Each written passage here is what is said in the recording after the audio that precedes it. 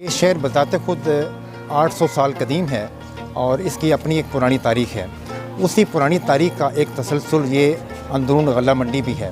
1942 में जब इंडिया के अंदर, पूरे इंडिया के अंदर कांग्रेस ने क्विट इंडिया यानी हिंदुस्तान छोड़ दो मूवमेंट शुरू की हुई थी, तो मुकामी कांग्रेस के लोगों ने यहाँ जलसा किया कि हर चीज़ को ज़वाल होता है अरूज के बाद।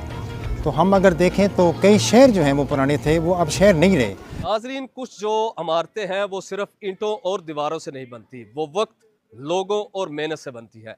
आज जिस मुकाम पर मैं खड़ा हूँ, ये पिंडी भट्टियाँ जो तारीखी शहर दुल्ला भट्टी के नाम से मशहूर है, उसकी 150 साल पुरानी यहाँ पर गल्ला मंडी थी, वहाँ पर मौजूद हूँ, जहाँ पर कभी जो रौनकें हैं वो सांस लिया करती थी।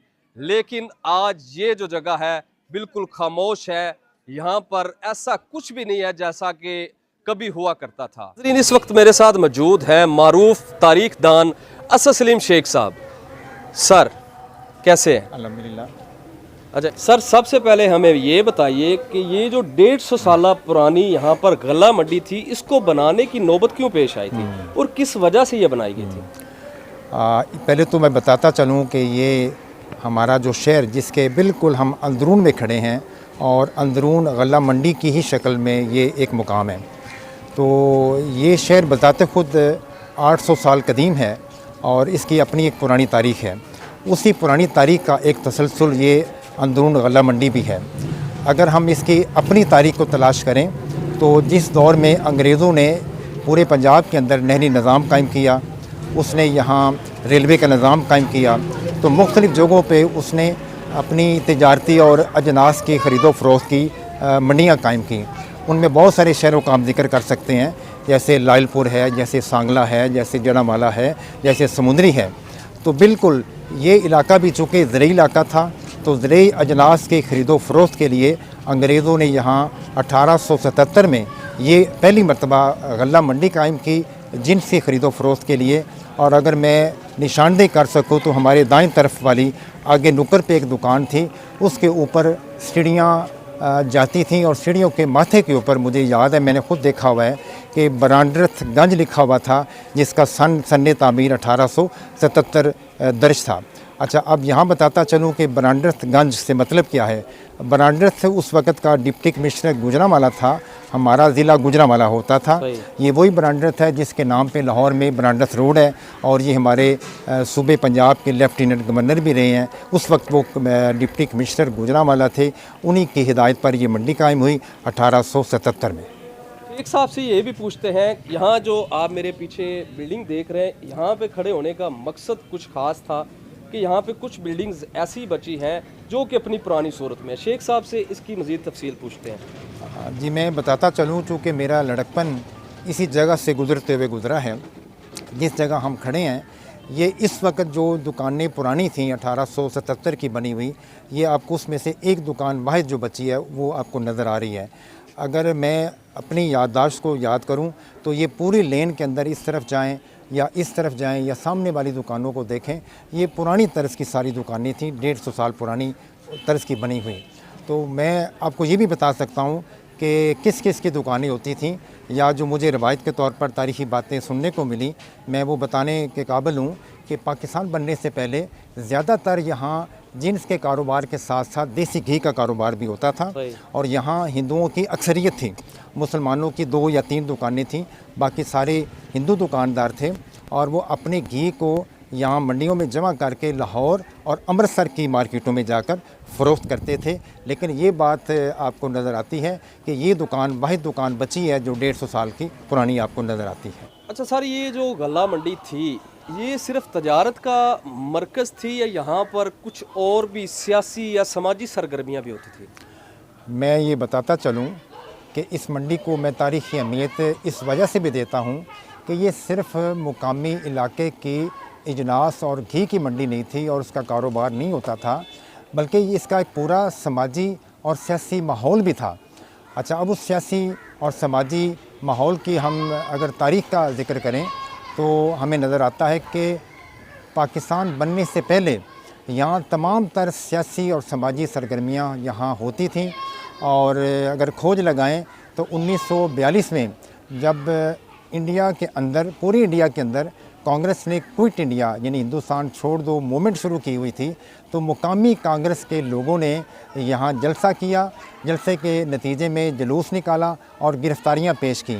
उन गिरफ़्तारियाँ पेश करने वालों में मुकामी कांग्रेस के जो सदर थे हवेली राम सचदेव, उनकी मेन बाज़ार के अंदर बहुत बड़ी दुकान थी कपड़े की, और उस वक़्त कांग्रेस की अपील पर उन्होंने जितना भी अंग्रेज़ी माल उनकी दुकान में मौजूद था, कपड़ा मौजूद था, वो जमा किया और जमा करके यहाँ लाए और उस कपड़े को आग लगा दी। क्योंकि कांग्रेस ने कहा हुआ था कि अंग्रेज़ी कपड़ा नहीं पहनना, उसकी बजाय खद्दर पहनना है, और इसी वजह से घर घर चरखे का रिवाज भी हुआ। उसके साथ जीवन प्रकाश जीवन थे, और भी 2 लोग थे जिन्होंने 4 लोगों ने यहाँ आकर उन्होंने जलसा भी करवाया और गिरफ़्तारी पेश की। ये एक मिसाल है। दूसरी मिसाल ये है कि 1946 में जब क़याम पाकिस्तान के हवाले से दौर अरूज पर था, तो यहाँ मुस्लिम लीग ने जलसा मुनक़्क़द किया बाहर रोड के ऊपर, जो हमारी आकल वाली मस्जिद है वहाँ पे। तो उसके जवाब में जो यूनियनिस्ट पार्टी के मुकामी ओहदेदारान थे, उन्होंने इस जगह पे जलसा किया, और उस जलसे में लाहौर की जो बादशाह मस्जिद है उसके जो ख़तीब थे मौलाना अब्दुर्रहमान जामी साहब, उनको मदऊ किया। उन्होंने यहाँ तकरीर की, और यहाँ एक दिलचस्प बात बताता चलूँ कि जब उन्होंने पाकिस्तान के मुखालफत की, कायदे आज़म की मुखालफत में तकरीर की, तो साथ ही शाही मस्जिद में वो नमाज़ पढ़ने गए असर की, तो मुकामी जो मुस्लिम लीगी कारकुन थे जिनके अंडर वो मस्जिद थी, उन्होंने उनको मस्जिद के अंदर नमाज़ पढ़ने से रोक दिया कि आपने पाकिस्तान की मुखालफत की है, कायदे आज़म की मुखालफत की है, हम आपको यहाँ नहीं आने देंगे। तो वो बड़ी पशमानी से उनको हुई, और कहा जाता है कि उसके बाद मौलाना अब्दुर्रहमान जामी साहब ने किसी भी मुस्लिम लीग के मुखालफत के जलसे में शिरकत नहीं की। तो पूरा एक माहौल था। फिर मुझे याद है, ख़ुद मैंने जो देखा कि यहाँ ईद मिलाद के जितने जुलूस होते थे शहर के अंदर, यहीं से वो निकलते, मेन बाज़ार से होते हुए, सराजों वाले चौक से होते हुए यहाँ आकर उसका इख्तिताम होता। मुझे वो मंज़र भी याद है कि ये जो यासीन ठेकेदार साहब की दुकान जहाँ हम खड़े हुए हैं, ये उनके भाई शेख हफीजुद्दीन साहब होते थे।